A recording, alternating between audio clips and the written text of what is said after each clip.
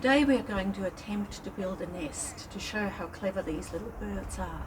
Now we brought some materials along which you can see on the table. Some birds may use this branch from a tree. You can see that it's already got a cup shape on it, and there's a bit of bark in there early. Other materials birds may use for constructing a nest include stems and these leaves, grasses that bend as well, bark from trees, and these little pieces of bark that can be filled in to plug the holes, so to speak. Fresh leaves and dried leaves early. Some fibre which the bird would pull apart. Over here we've got some old man's beard which either is holding the nest together or feathering it, making it soft. Here we have got banksia cones, and the little bits over here the birds will pull off are the old flowers of the banksia. And over here to finish off we've got some dog hair and some beautiful mud.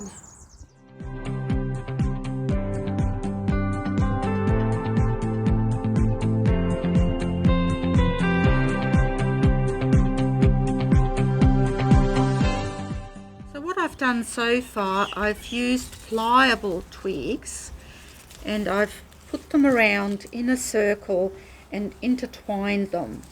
Now I've got to make a base for the nest, and I'm choosing these grevillea leaves here, and again I've got to weave them into the sides of the nest. So I'm just thinking how clever these birds are, because I'm quite fumbling with my fingers here. So take a few more of these grevillea twigs and some leaves and try and weave it all in. That's the hard bit. So now I'm trying to attempt to make a base for this nest, and I'm using some of this beautiful stringy bark, and I'm just going to twirl it around on the base and thread it in, and perhaps use a bit of the palm frond, because that's very fine, and just keep twisting it into the base of the nest. Now to make it nice and soft, I'll pull this apart.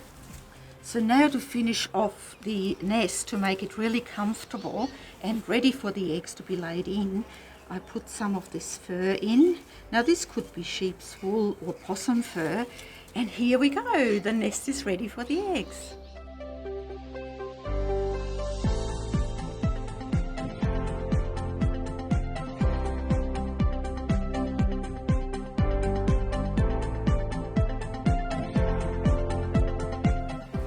I'm going to be using this part of the branch. You can see in here it has a natural cup shape to make a nest. I'm using bark, and I'm going to try and put it around and interweave it so that it's strong. And I'm having a little trouble there. And I'm using my hands, not a beak. I don't know how the birds do it with a beak. I'll just put a little bit more stringy bark around.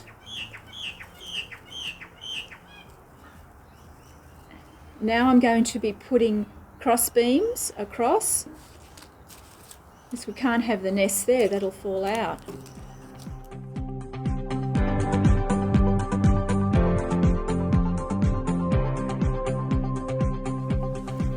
And I'm going to keep weaving pieces of stem into the stringy bark to make my base.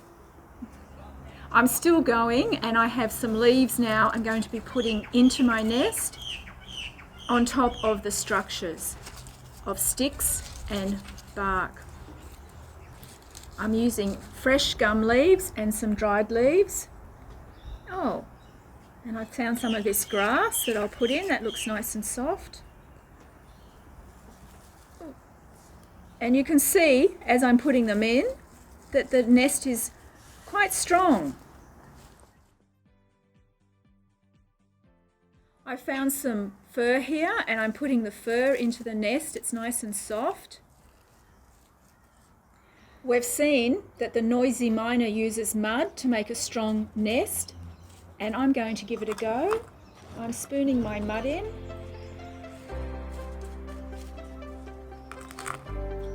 And this is where the noisy miner would lay her eggs. My nest is made. Here's my completed nest. I wonder if I left it outside, if a bird would use it.